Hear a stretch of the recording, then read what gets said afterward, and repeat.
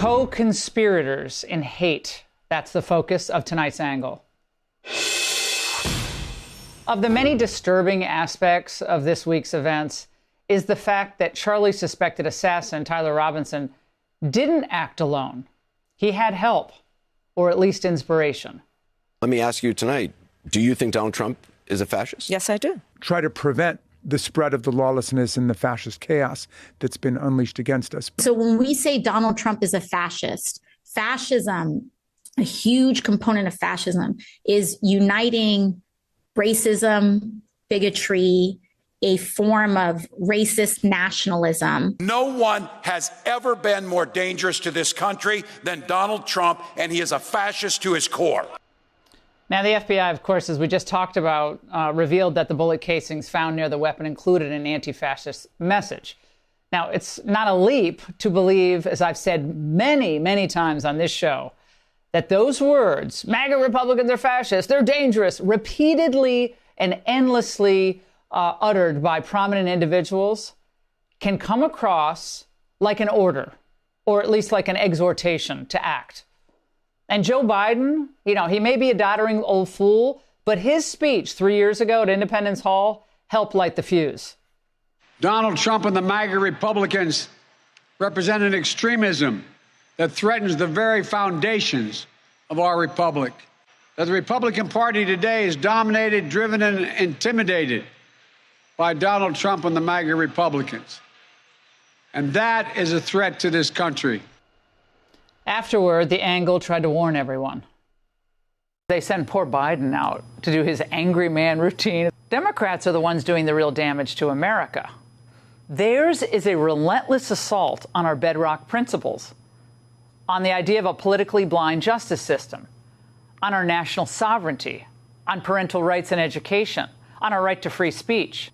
This period of intimidation, recriminations, threats, having the military stand behind Biden like that, this isn't going to end unless we end it, unless they are defeated politically.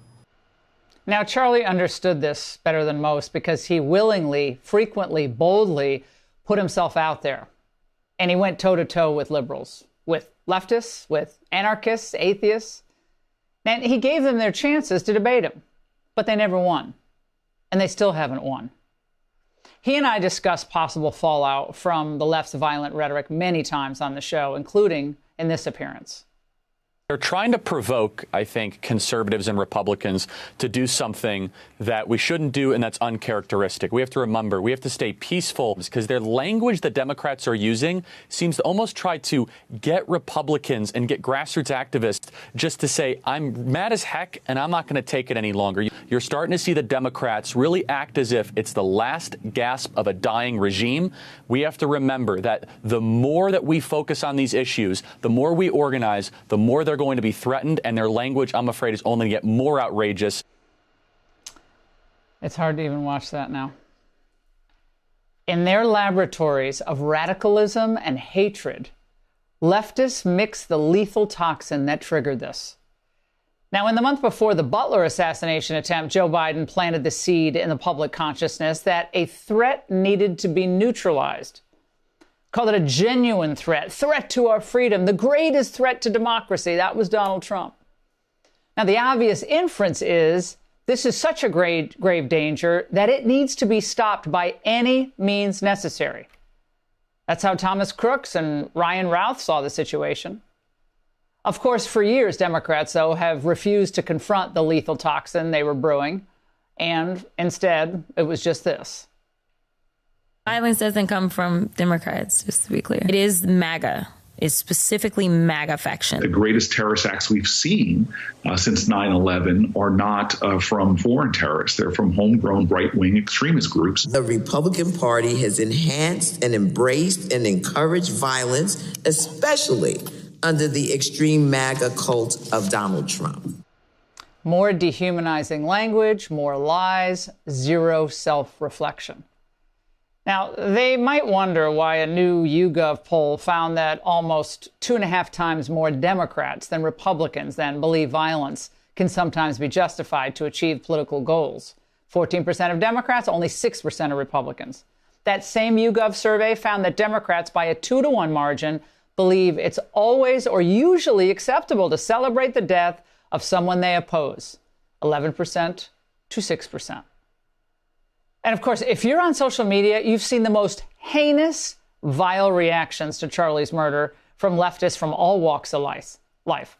And some of the most disturbing reactions, I believe they came from professors and teachers. These people shouldn't be within 100 yards of anyone wanting to learn. Take this character, Melvin Earl Valaver Jr. After Charlie was assassinated, he posted, "Today is one of the most beautiful days ever. This was such a beautiful day." Then he reacted to another comment that Charlie was an old-looking 31-year-old by saying that racism and white supremacy age you. This is just despicable. After a wave of complaints, the president of the university condemned the comments as deeply inappropriate, but the non-tenured ghoul from Clemson University has still not been fired. Look, these people, healthcare workers, this reveals more about them than it would ever reveal about anyone they were criticizing. And Senator Chris Murphy, who has just killed his presidential ambitions, was egging this all on just a few days ago before Charlie's assassination. Our only opportunity, our only chance to save our democracy is to fight fire with fire right now. We're in a war right now to save this country, and so you have to be willing to do whatever is necessary in order to save the country. Fight fire with fire. Do whatever is necessary. Well, we know what that means. We know what it meant to the people who carry out violence. After Butler, he knew how sad, young, confused, angry men could take that. They took it as a go command. Today, Nancy Pelosi brushed off the idea that Democrats bore any responsibility for this. People don't have any intention of saying something that's going to lead to something dangerous, but we cannot take responsibility for the minds that are out there and how they hear it. Last April, Charlie wrote on X about another poll that showed 48% of liberals said it would be at least somewhat justified to kill Elon Musk. Stunning. And 55% said the same about Donald Trump. None of us could believe it. Charlie decried this assassination culture, as he called it, that was infecting the leftist mindset.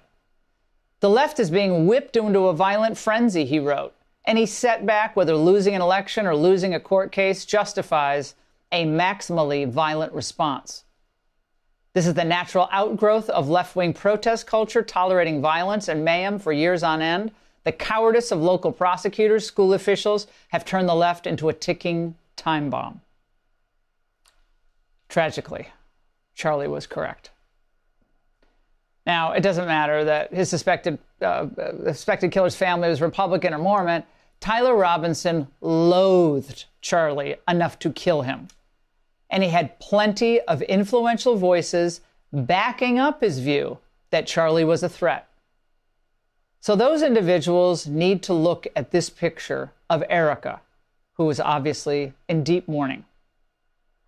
So Democrats, leftists, radicals, Antifa, stop deflecting, stop damaging the country, stop throwing your toxic brew around, and start changing. And that's The Angle. Hey, Sean Hannity here. Hey, click here to subscribe to Fox News YouTube page and catch our hottest interviews and most compelling analysis. You will not get it anywhere else.